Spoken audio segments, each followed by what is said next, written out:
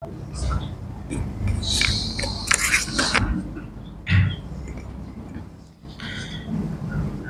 بالله من الشيطان الرجيم. بسم الله الرحمن الرحيم. السلام عليكم ورحمة الله وبركاته. الحمد لله الذي أنعم علينا بنعمة الإيمان والإسلام. أشهد أن لا إله إلا الله إياه نعبد وإياه نستعين. أشهد أن محمدا عبده ورسوله. اللهم صل وسلم وبارك على سيدنا محمد وعلى آله وأصحابه أجمعين. قال الله تعالى في القرآن الكريم: أعوذ بالله من الشيطان الرجيم. بسم الله الرحمن الرحيم. رب اشرح لي صدري ويسر لي أمري واحلل عقدة من لساني يفقهوا قولي. Mari sama-sama kita mengucapkan alhamdulillah kehadirat Allah Subhanahu wa taala. Berselawat kita kepada baginda Rasulullah sallallahu alaihi wasallam. Allahumma salli ala sayyidina Muhammad wa ala ali sayyidina Muhammad. Yang sama-sama kita muliakan alim ulama, tokoh masyarakat, pengurus masjid, bapak serta ibu, jamaah yang hadir pada malam yang berbahagia ini yang sangat saya muliakan. Seperti biasa, malam ini kita melihat kepada beberapa hadis baginda Rasulullah sallallahu alaihi wasallam. Malam ini tentang doa. Bapak Ibu yang dimuliakan oleh Allah, ada satu riwayat hadis ini bersumber dari Aisyah. Saya bacakan matan hadisnya. Wa an Aisyah radhiyallahu anha qalat, qala Rasulullah sallallahu alaihi wasallam, yastahibbul jawami'a minad du'a wa yada'u ma siwa zalika. Dari Aisyah, mudah-mudahan Allah memberikan ridho kepadanya, berkata Rasulullah sallallahu alaihi wasallam, yastahibbul jawami'a minad du'a. Nabi itu sangat dia sukai membaca doa yang dalam doanya itu terkumpul semuanya.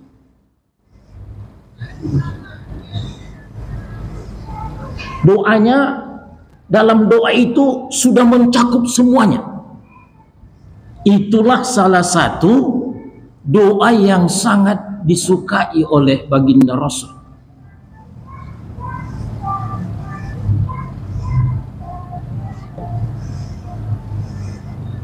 Wa yada'u ma siwa zalika. Dia kadang-kadang dia meninggalkan doa yang tidak mencakup di dalamnya. Satu permintaan, dalam permintaan itu semuanya sudah tercakup.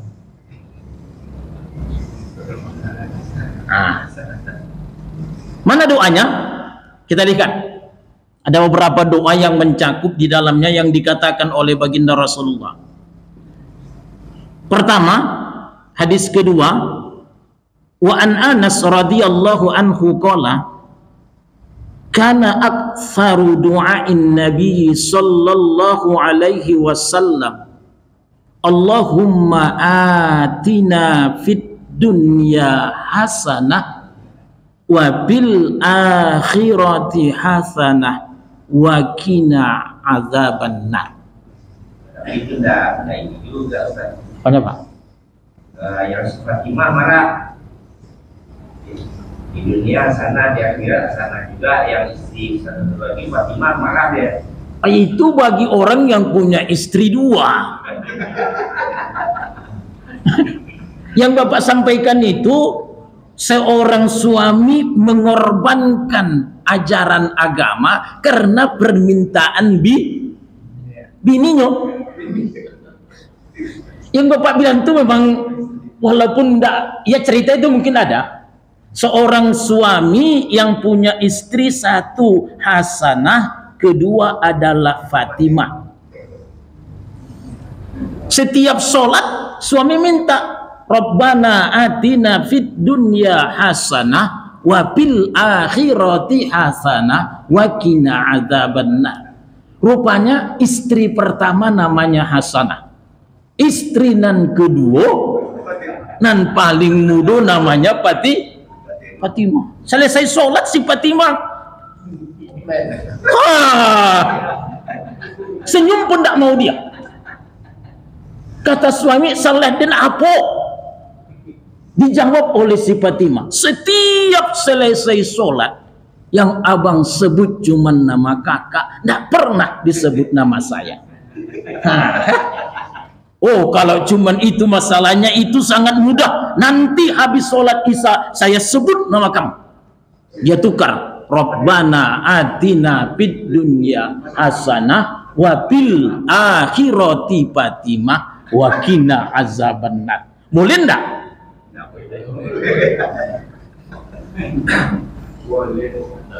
Kan enggak boleh kan? Kenapa dia tukar, Pak? Wah, enggak boleh menukar doa kalau menyenangkan hati, Pak. Itu namanya menukar-nukar agama. Jadi kembali kita kaji, Pak. Yang Bapak bilang tuh kalau Bapak nanti beristri 3 yang susah, Pak. Kalau masih beristri 2 masih bisa. Bapak tukar-tukar aja. Tapi kalau sempat beristri 3, mau apa Bapak buat lagi? Lanjut. Dalam doa ini adalah kalau bahasa kita doa sapu jagat. Semua permintaan sudah ada di dalamnya. Dunia akhirat. Kita angkat satu contoh. Waqina adzabannar. Kan kadang-kadang kita tambah. Waqina adzabal kubur, waqina adzabal mahsyar, waqina adzaban nar. Sebenarnya yang paling simpel yang mana, Pak? Adzaban nar. Kalau sudah terhindar dari azab neraka, pasti terhindar dari azab kubur. Pasti terhindar dari azab yaumil mahsyar, yaumil hisab, yaumil mizan. Ketika kita mengatakan waqina azaban nar, itu semua bentuk kesusahan akhirat itu, mulai dari alam kubur sampai di padang mahsyar sudah selesai kalau kita selamat dari api. Ini namanya doa yang mencakup. Ada riwayat Zada Muslim biriwayatin, Imam Muslim menambahkan pada riwayat yang lain. Wa kana Anasun, adalah Anas bin Malik, idza arada ayyad'u bi da'watin wa 'abiha, apabila Anas itu berdoa dengan satu doa, maka tetap kalau tidak di awal dibacanya Rabbana atina, itu pasti dia baca di akhir. Kalau kita sering dibaca di mana, Pak? Di akhir lah. Kalau sudah imam tuh baca Rabbana atina fid dunya hasanah wa fil akhirati hasanah wa qina adzabannar, itu biasanya doanya sudah mau selesai. Alhamdulillah. Kan begitu. Nah, jadi ini satu doa. Doa yang mencakup semuanya. Maka ada pertanyaan, bolehkah kita berdoa panjang, Pak? Boleh. Tak ada salahnya. Panjang doa Bapak boleh. Bahkan dalam satu keterangan dikatakan, orang yang doanya panjang itu berarti hajatnya banyak kepada Allah. Betul? Betul? Makin tak mau dia berdoa, itu berarti makin dia tak punya hajat kepada Allah. Minta maaf. Jadi kalau doa Bapak makin panjang, itu berarti hajat kita kepada Allah makin banyak. Tapi kalau kita tidak mau berdoa, itu berarti kita tidak punya hajat kepada Allah. Saya pernah ditanya orang, Pak Ustadz, habis sholat kan saya sudah berdoa di dalam sholat itu doa. Apakah mesti saya berdoa lagi saya habis sholat? Saya jawab, masih adakah permintaan Bapak setelah sholat itu? Ada enggak? Hah? Dalam sholat tadi Bapak sudah berdoa nih. Banyak doa di dalam sholat tuh. Tapi sehabis sholat masih ada enggak hajat kita kepada Allah? Apa hajat kita, Pak? Habis sholat tadi, apa hajat kita? Yang menyangkut dengan sholat kita itu aja. Yang menyangkut dengan sholat yang saya kerjakan maghrib tadi, saya mohon kepada Allah agar sholat saya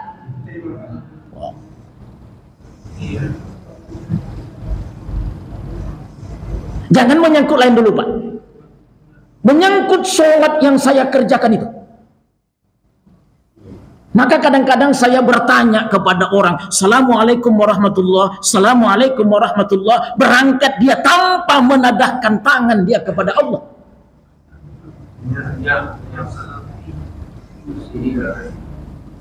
Kita tak berbicara salapi, dua lapi, tiga lapi, Pak. Nah itu kita bicarakan. Yang kita bicarakan adalah masih ada enggak hajat kita setelah sholat itu kepada Allah?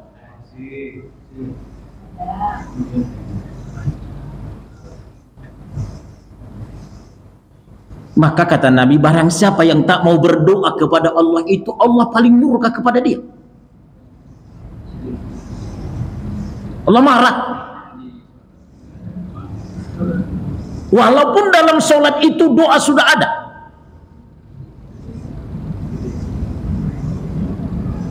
Bahkan lantaran alergi dia berdoa itu. Tak apa alergi, nak tahu saya. Dah sholat subuh, imamnya kunut, dia enggak di sini, enggak di sini. Imam sudah berdoa. Saya pernah tanya dia, Pak, apa tadi sholat mengikut siapa? Ngikut imam. Kok imamnya kunut, Bapak indah? Oh, rupanya dia pakai niat tadi begini. Sholli fardhus subuhi rakaataini makmuman lillahi ta'ala illal kunut. Sengaja aku sholat subuh 2 rakaat mengikut imam, kecuali alergi benarlah kamu kunut itu. Tapi tidak di sini, Pak, ya? Hah? Wah, sebenarnya itu kurang tepat. Tak tepat, jangankan kurang, tak tepat. Karena kita niat dari awal mengikut imam. Apa yang dibuat imam buat selama itu tidak salah.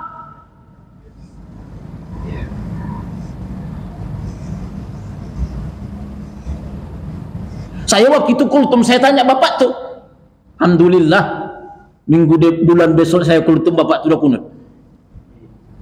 Saya tanya, Bapak tadi ngikut siapa? Ngikut imam, Pak. Kalau ngikut imam, kalau imamnya kunut dong.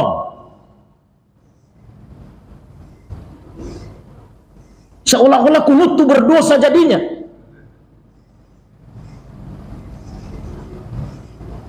Ini dia. Bapak Ibu, ini satu. Mudah-mudahan jangan seperti ini kita, Pak. Ya. Nggak enak. Mata kita nggak enak memandangnya. Kalau sholat berjamaah ngikut imam, imamnya kunut, dia melepaskan tangannya ke bawah.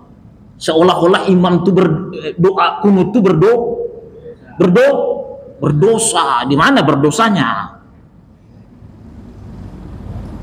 Pak, tapi dia ada juga ya tangan ke bawah, tapi dia mengaminkan aja. Itu munafik namanya.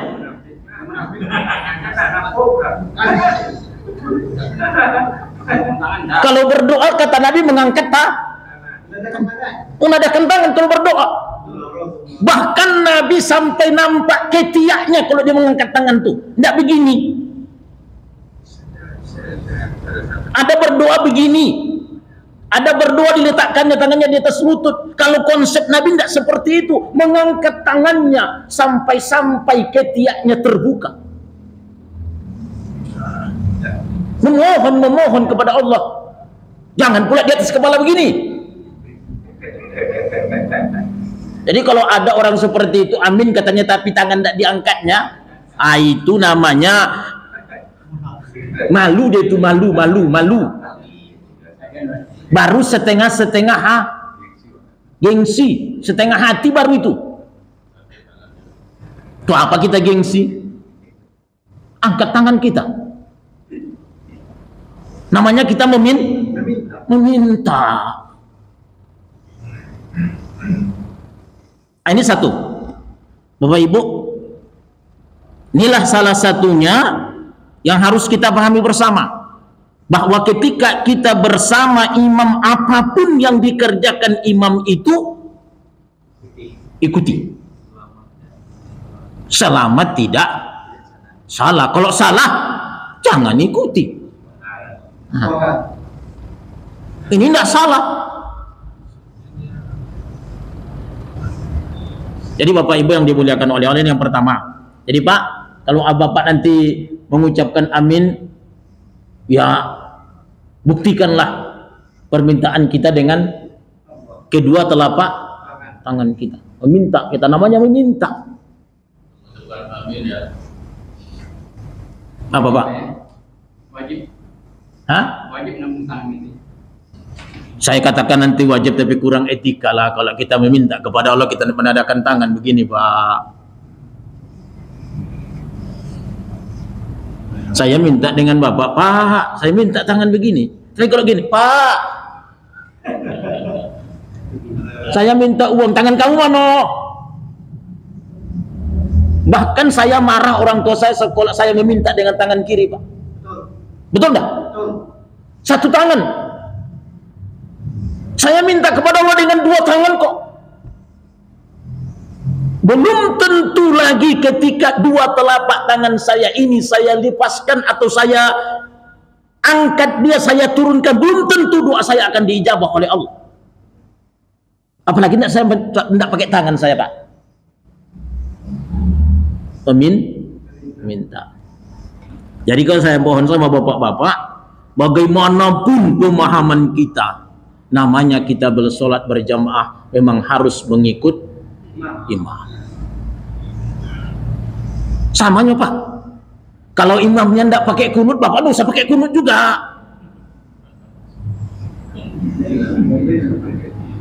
Begitu imamnya tak berkunut, Bapak pun tidak usah kunut, ikut imam aja. Jangan pula nanti bantang-bantang imamnya tidak kunut, Bapak kunut pula di belakang. Jangan. Apa ngikut imam kok? Karena kunut itu bukan wajib, bukan rukun dari sholat. Ini satu. Jadi bapak-bapak, inilah yang kita jaga dalam hidup kita. Jangan gara-gara kunut kita bacakan. Tapi kita tetap mempunyai etika. Kalau imamnya kunut, awak kunut. Kalau imamnya tak kunut, tak usah kunut. Kemudian kita lanjut, ada pertanyaan Pak. Jadi doa tadi, doa yang paling disenangi oleh baginda Rasul adalah doa yang apabila doa itu diucapkan sudah mencakup semua keinginan kita di dalamnya. Salah satu adalah kalau dalam hadis Allahumma atina fid dunya hasanah wa fil akhirati hasanah wa qina adzabannar. Dalam satu hadis lagi Rabbana atina fid dunya hasanah wa fil akhirati hasanah wa qina adzabannar. Kemudian Bapak Ibu yang dimuliakan oleh Allah Subhanahu wa taala, kita masuk hadis ketiga. Ada pertanyaan lagi Pak? Ya, Pak. Silakan. Kita beri diskusi kita, tidak dapat nanti Pak, mohon saya bantuan. Ya, jadi ada sebagian pendapat berdoa itu antara azan dan qomat. Makanya banyak kita lihat sebelum qomat dia sudah berdoa. Malah ada hubungannya dengan doa yang panjang tadi. Saya melihat seorang syekh di Panang sana, teman dari Ustaz itu dari Madinah. Masjid itu mungkin orang LC semua ya, dari azan sampai qomat itu mau 20 menit. Jadi setelah dia sholat subuh, si syekh itu setelah sholat sunat, setelah azan dia sholat sunat, dia berdoa terus sampai panjang banget, sampai orang qomat baru dia selesai. Setelah sholat dia tidak berdoa lagi, cuma dia zikir aja. Bapak Ibu, kan ada tempat yang mustajabah, tempat-tempat yang mustajabah. Salah satu adalah bainal adzani wal iqamah, di antara azan dan qomat. Itu kan tempat yang mustajabah. Ada lagi di antara ghairil maghdubi alaihim waladdallin, antara dollin dengan amin. Itu tempat yang mustajabah. Apalagi inda nuzulil matar, ketika hujan turun. Pas hujan turun, doa mustajabah. Apalagi bainal khutbataini, di antara dua khutbah. Itu kan tempat yang mustajabah. Silakan Bapak berdoa di situ. Habis sholat subuh Bapak berdoa sebelum azan orang, silahkan. Tak masalah. Tapi saya katakan tadi, habis sholat masih ada enggak kebutuhan kita dengan Allah? Masih ada. Saya meminta kepada Allah, ya Allah sholat saya terima. Makanya saya katakan tadi, semakin banyak orang berdoa, semakin lama dia berdoa, itu pertanda bahwa hajat dia, keinginan dia, kebutuhan dia dengan Allah semakin banyak. Sama Bapak tadi, banyak permintaan Bapak. Ya Allah, saya pulang dari masjid ini, tolong selamatkan saya sampai ke rumah. Kenapa? Bapak yakin tanpa Engkau ya Allah saya tak akan sampai ke rumah.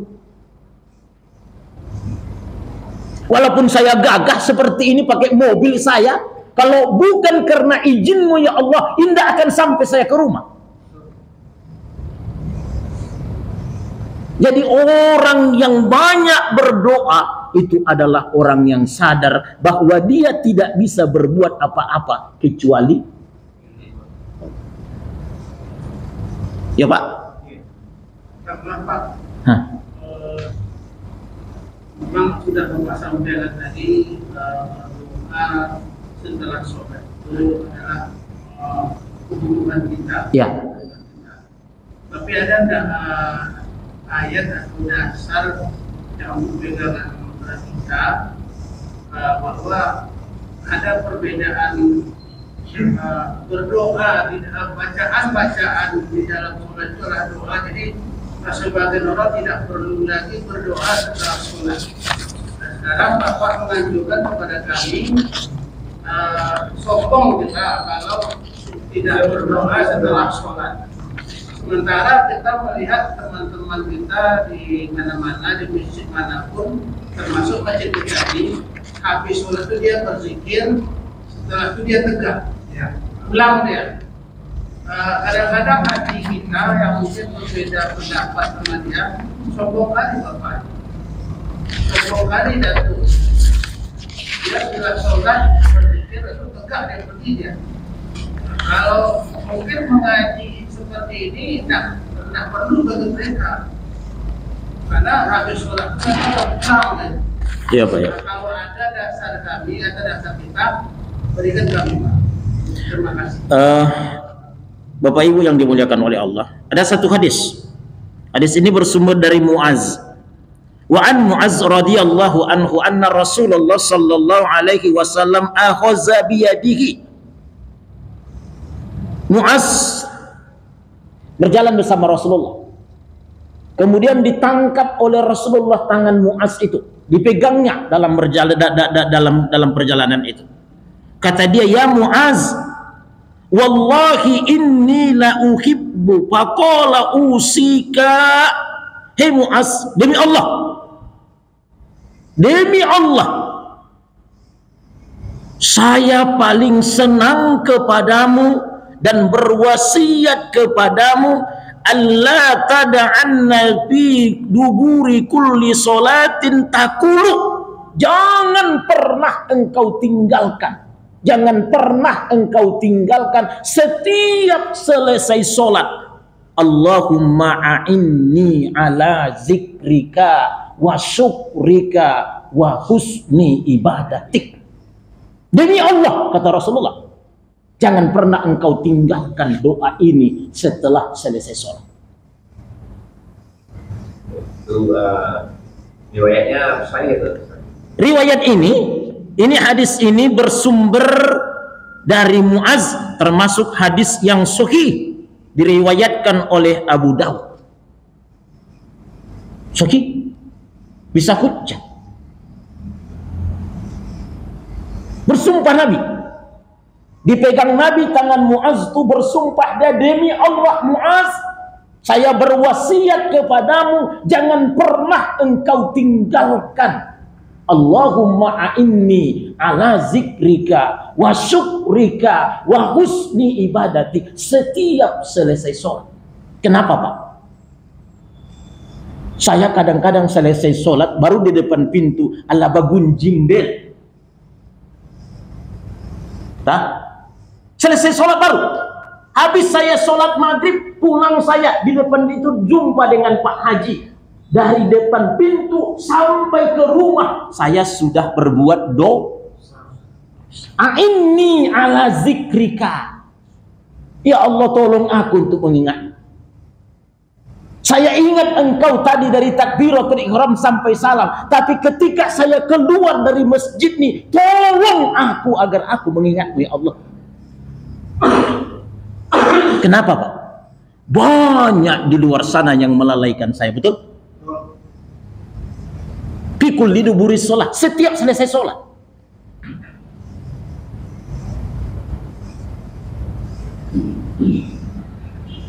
Apa kurangnya lagi Pak?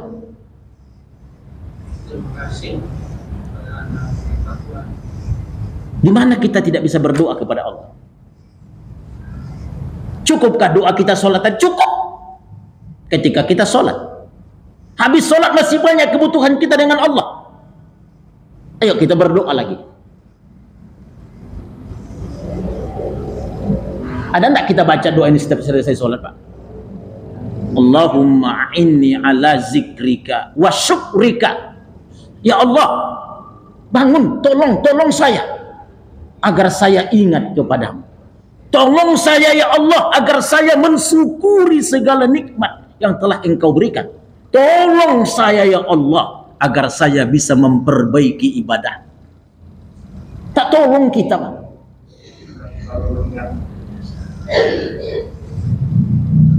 Yang membuat saya kufur di situ banyak Pak. Butuh kita pertolongan Allah. Betul nggak? Saya butuh pertolongan Allah agar saya hidup di luar sana mengingat Allah, bukan cuma di masjid. Di masjid saya bisa ngingat Allah, Pak. Subhanallah, subhanallah, subhanallah. Sampai di luar, kalau cuma di masjid kita ingat kepada Allah, kira-kira kita di masjid berapa jam? Selama setengah jam. Taruh setengah jam. Di luar sana berapa jam kita tidak ingat kita kepada Allah. Kita butuh pertolongan Allah. Ya Allah, tolong saya. Saya ingat kepadamu bukan di masjid saja. Tapi ketika saya tinggalkan masjid ini, ingatkan saya ya Allah. Mana kurangnya?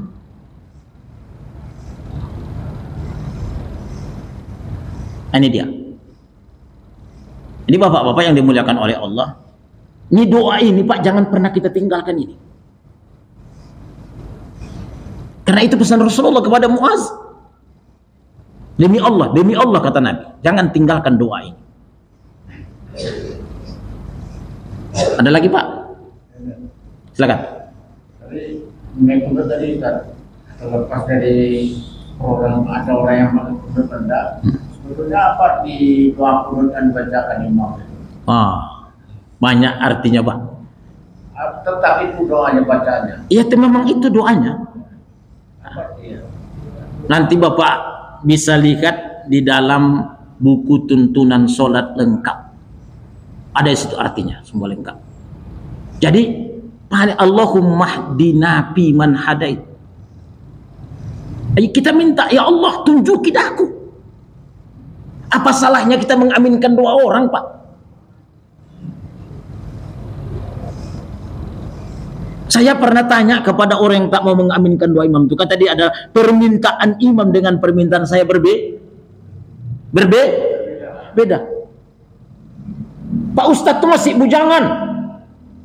Alun babini minta anak yang soleh. Saya sudah beristri.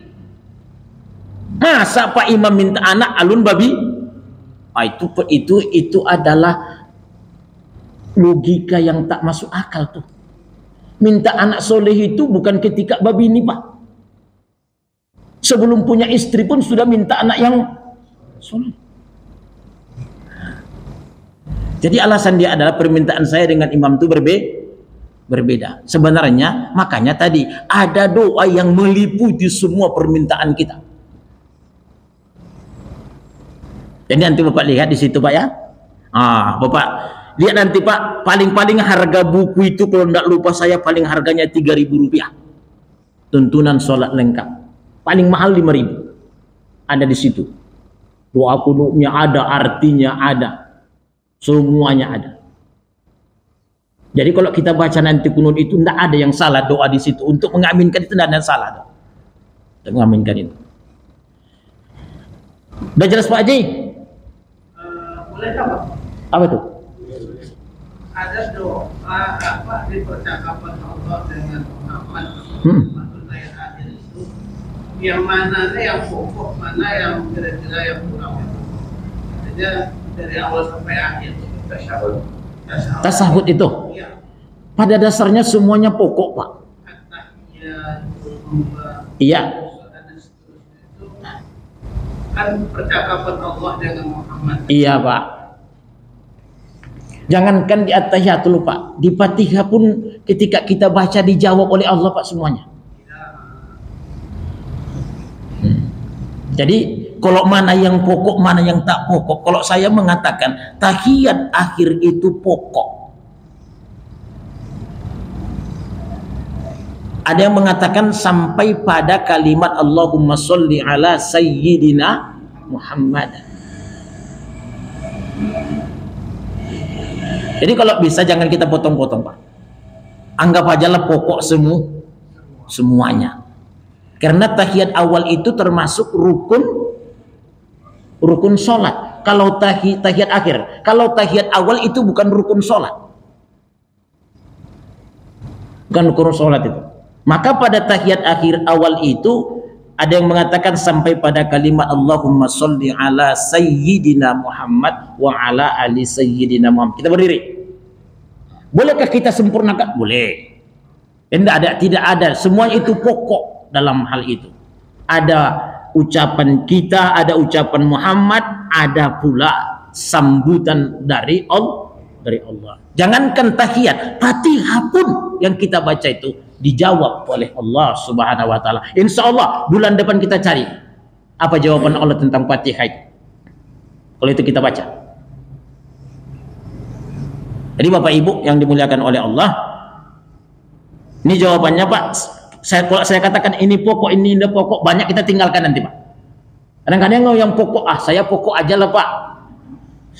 Nggak usah kita main pokok-pokok. Kalau saya namanya sholat itu dari takbiratul ihram sampai dengan salam, pokok semua. Inti semua di situ. Nah, ada lagi Pak? Nah, silakan. Kalau di itu terakhir, itu boleh nggak ditambah doa yang lain? Misalnya, al-majirni minan. Bapak Ibu yang dimuliakan oleh Allah, pada sujud ya, pada sujud terakhir kita sudah kaji mungkin bulan yang lalu Pak, bahwa salah satu tempat manusia yang paling dekat dengan Allah hina yasjud fa'aksiru bihad du'a, ya, tempat yang paling dekat manusia dengan Allah itu pada saat sujud, maka perbanyaklah doa. Disuruh kita memperbanyak doa, tapi jangan lupa kita tetap mengikut imam. Jangan imamnya Assalamualaikum warahmatullah, Assalamualaikum warahmatullah, apa masih sujud terus? Ada itu Pak. Hah? Nggak ngikut imam dia. Kan itu yang ada itu sesudah duduk, kita lagi baca tasyahud, udah hampir pertengahan baru dia bangkit dari. Iya, boleh atau tidak boleh? Bukan, enggak sampai assalamualaikum. Kalau ya, jangan terlalu panjang kita tertinggal daripada imam. Boleh Pak. Bahkan Pak aksiru bihad doa, perbanyak doa di dalam sujud itu. Karena kita yang paling dekat kita dengan Allah hina yasjud, ketika sujud. Tapi ada tuh Pak, kalau menurut saya kalau lama baru dia naik itu mengganggu pandangan orang. Iya, betul. Kalau mau lama tuh sholat apa? Sendiri Sholat sunnah maksudnya. Makanya al-imamu yu'tam, imam itu ikutan. Imam itu ikutan. Nabi pernah juga Pak sujud lama, sampai-sampai sahabat bertanya, ya Rasulullah, tak pernah engkau sujud selama ini? Kan waktu dia sholat sendiri kan? Iya. Tapi kenapa? Rupanya cucu beliau naik di punggungnya. Naik di punggung baginda Rasul. Rasul tidak mengangkatnya, biarkan aja sampai puas cucunya itu. Dia memperbanyak doa. Cuman seperti tadi saya katakan, kalau kita berjamaah, jangan kita membuat orang di sekitar kita hilang konsennya terhadap ibadah. Kalau Bapak mau sujud sendiri, Bapak sholat silahkan. Maka idza amma ahadukumun nas falyuhabbib, kata Nabi. Apabila kamu diangkat jadi imam oleh manusia, tolong ringankan sholatnya. Jadi imam saja tidak boleh panjang Pak. Oh, ini ada pada Harus ringan. Kenapa? Fa inna fihi mussogir. Di dalam sholat itu ada anak ketek. Dalam sholat itu ada yang tua bangka. Di dalam sholat itu ada yang sakit pinggang. Coba kalau sujudnya lama imam tuh, bapak tuh sakit pinggang. Apa kata dia? Besok den ndak sholat di Sikodo. Ada yang gitu. Hah? Ada yang pergi. Saya nggak tahu Pak. Kalau ada di sini jangan begitulah.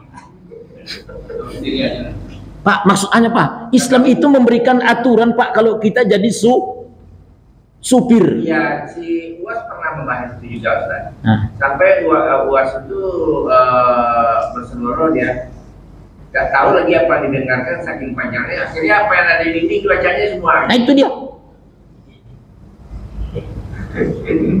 Jangan karena perbuatan kita orang terpaling ingatannya kepada Allah. Jangan karena perbuatan kita Pak. Konsentrasi orang beribadah itu hilang gara-gara perbuatan kita. Tak maaf aja saya katakan Pak. Orang sedang sholat wajib jangan Bapak baca Quran kuat-kuat di situ. Orang sholat wajib. Itu konsep agama, saling menghargai, memahami kita. Saya kadang-kadang hilang konsen saya Pak sholat. Bila saya geser kaki saya masih dikejar Bapak itu juga. Tak apalah apa nih geser-geser kaki dan juga kan. Dikusek-kuseknya gini-gini. Apalah sholat seperti ini. Hah? Iya. Bu, Pak, ini namanya mengganggu. Oh, belum tentu semua orang suka kakinya digitu-gitu kan Pak.